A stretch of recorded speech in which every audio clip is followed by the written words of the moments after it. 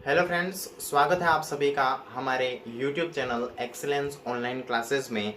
दोस्तों, कल के वीडियो में हमने कल जो हमने वीडियो अपलोड किया था उसमें संख्या पद्धति से संबंधित हमने कुछ डेफिनेशन की चर्चा की थी। और आज के इस वीडियो में हम किसी भी संख्या से विभक्त होने के नियम के विषय में चर्चा करेंगे। तो सबसे पहले आज के इस वीडियो को स्टार्ट करते हुए हम सबसे पहले सीखेंगे दो से विभक्त होने के नियम। यानी कि कोई भी संख्या दे रखी है वह दो से विभक्त होगी या नहीं होगी, उसको हम कैसे पता लगा सकते हैं। तो चलिए स्टार्ट करते हैं। तो दो से विभक्त के नियम में, दो से विभाज्यता के नियम में हम पढ़ेंगे कि दी गई संख्या दो से विभाजित तभी होगी जब उसके इकाई का अंक 0, 2, 4, 6 और 8 हो। यानी कि कोई भी संख्या दे रखी है, जैसे कि यहाँ पे एग्जाम्पल दे रखा है, उदाहरण दे रखा है कि 53,680। मान लिया जाए कि क्वेश्चन ऐसे पूछ ले कि 53,680 दो से विभाजित होगी या नहीं होगी, तो हम कह सकते हैं कि ये संख्या दो से विभाजित होगी। क्यों होगी? क्योंकि नियम में क्या लिख रखा है कि संख्या दो से तभी विभक्त होगी जब उसके इकाई का अंक कितना हो, 0, 2, 4, 6, 8 हो।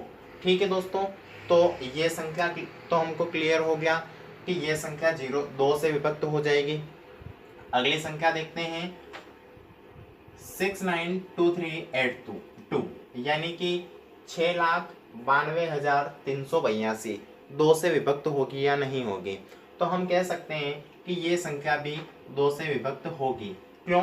क्योंकि जैसा नियम कह रहा है कि अगर किसी भी संख्या के इकाई के अंक में 2, 4, 6, 8 या 0 स्थित होगा तो वह संख्या दो से विभाजित हो जाएगी।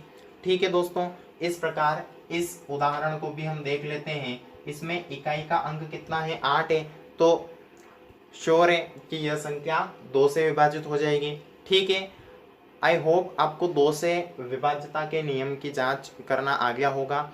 अब इसके बाद में हम देखते हैं तीन से विभाज्यता के नियम। दो का हमने पढ़ लिया, अब हम देखते हैं तीन से विभाज्यता का नियम क्या कहता है। तो यदि दी गई संख्या तीन से तभी विभाजित होगी या तभी विभक्त होगी जब इस संख्या के अंकों का योग कितना हो जाए, 3 से विभक्त हो जाए। जैसे कि एक संख्या देखते हैं हम 6,7,5,4,0,2, यानी कि 6,75,402। प्रश्न आ जाए कि यह संख्या 3 से विभाजित होगी या नहीं होगी, तो हम कह सकते हैं, तो सबसे पहले इसको जोड़ने के लिए हमको क्या करना होगा, इन सभी के अंकों को जोड़ना होगा। इन सभी के, इस संख्या के सभी अंकों को हमको जोड़ना होगा। फिर देखते हैं कितने आंसर आते हैं। 6 और 7 13, 13 और 5 18, 18 और 4 22, 22 और 0 22, 22 और 2 24।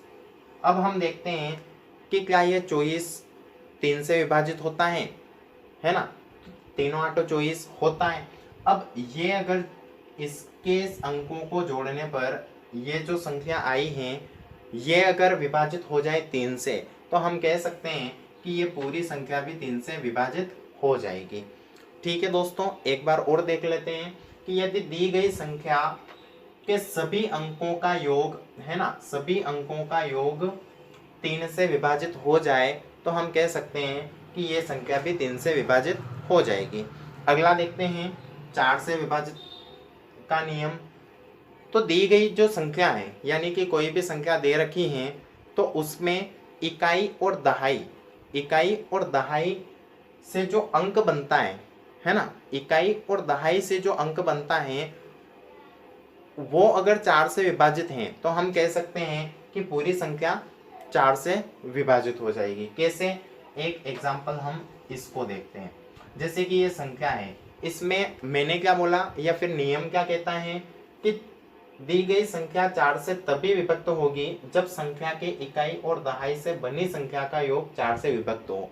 यानी कि इकाई और दहाई से बनी संख्या कौन सी हो गई? 24। अब ये जो 24 है, 24 4 से विभक्त हो जाएगी, तो हम कह सकते हैं कि ये पूरी संख्या भी 4 से विभक्त हो जाएगी। ठीक है फ्रेंड्स, अगला देखते हैं 5 से विभाज्यता का नियम। अगला कॉन्सेप्ट देखते हैं हम 5 से विभाज्यता का नियम। कोई भी संख्या 5 से तभी विभक्त होगी जब उसके इकाई का अंक 0 या 5 हो। जैसे कि फॉर एग्जांपल हम देख लेते हैं 525, यह संख्या 5 से विभक्त होगी। यह संख्या 5 से विभक्त क्यों होगी? क्योंकि इसमें इकाई का अंक 5 है। एक और एग्जांपल देखते हैं 120, है ना। तो 120 जो है 5 से विभक्त हो जाएगी। क्यों होगी? क्योंकि इसमें इकाई का अंक कितना दे रखा है? 0 दे रखा है ना। तो हम कह सकते हैं कि अगर किसी भी संख्या में 0 या 5 हो, मतलब इकाई का अंक 0 या 5 हो, तो वह संख्या 5 से विभाजित हो जाएगी। अगला नियम देखते हैं 8 से विभाज्यता का नियम या 8 से विभक्त का नियम। तो इसमें क्या होगा कि ये जो भी संख्या आपको दे रखी है उसमें इकाई, दहाई और सैकड़ा, इन तीनों से जो संख्या बन रही है वो अगर 8 से विभाजित है तो हम कह सकते हैं कि ये पूरी संख्या 8 से विभाजित हो जाएगी, यानी कि वो संख्या 8 से विभाजित हो जाएगी। कैसे? जैसे इसमें देखते हैं कि वैसे तो इसमें 8 से भाग देना पड़ेगा, क्या पता आगे जाके शेषफल भी बच जाए। तो इसको 8 से विभाजित है कि नहीं है ये देखने के लिए हम क्या करेंगे, इकाई, दहाई और सैकड़ा, इन तीनों स्थानों को देखेंगे। अगर इससे बनी हुई संख्या यानी कि इकाई, दहाई और सैकड़ा, इससे बनी हुई संख्या, ठीक है, इससे बनी हुई संख्या अगर 8 से विभाजित हो जाए तो हम कह सकते हैं कि ये पूरी संख्या 8 से विभाजित हो जाएगी। ठीक है दोस्तों, अगला देखते हैं 9 से विभाज्यता का नियम। इस नियम के अनुसार जब संख्या के अंकों का योग यदि 9 से विभाज्य हो जाए तो हम कह सकते हैं कि वो पूरी की पूरी संख्या 9 से विभाजित हो जाएगी। कैसे? देखते हैं। जैसे ये संख्या दे रखी है 2349, तो यहाँ पे हम क्या करेंगे कि इस संख्या के प्रत्येक अंक को हम जोड़ लेंगे। ठीक है, 2 और 3 5, 5 और 4 9, 9 और 9 18। क्या ये 18 9 से विभाजित हैं? हाँ है। तो हम कह सकते हैं कि ये पूरी संख्या भी 9 से विभाजित हो जाएगी। ठीक है, एक लास्ट देख लेते हैं 11 से विभाज्यता का नियम। 11 से विभाज्यता के नियम में हम देखेंगे कि जो संख्या दे रखी है ना, जो संख्या दे रखी है उसके, जैसे कि ये संख्या दे रखी है, तो इसमें क्या करना पड़ेगा कि सब इकाई से, इकाई के स्थान से बाईं ओर चलने पर, यानी कि इधर चलने पर, ठीक है, इधर चलने पर सम संख्या के अंकों का योग, अब सम संख्या के अंकों का योग कितना हो रहा है? 5 1 3, है ना। और विषम संख्या 1 2 3 4, है ना। विषम संख्या 2 0 6 और 1। 11 से विभाज्यता का नियम क्या कहता है कि इकाई के स्थान से बाईं ओर चलने पर सम संख्या के अंकों का योग तथा विषम संख्या के अंकों का योग ये या तो 0 होना, मतलब अब इन दोनों का योग कर लिया ना, तो इनका अंतर या तो 0 होना चाहिए या 11 से विभक्त होना चाहिए। तो यहाँ पे हम इस एग्जाम्पल के थ्रू देखते हैं कि ये जो संख्या दे रखी है इसमें सम संख्या के अंकों का योग, यानी कि सम संख्या पे कौन कौन आ रहा है? 5 आ रहा है, 1 आ रहा है, 3 आ रहा है। ठीक है, तो हमने यहाँ पे ये जोड़ लिया, 5 और 1 6 और 3, 6 और 3 9। ठीक है, इसके बाद में इसको देख लिया, विषम संख्या के अंक 1 2 3 4, यानी कि 2 0 6 और 1, इसको देख लिया।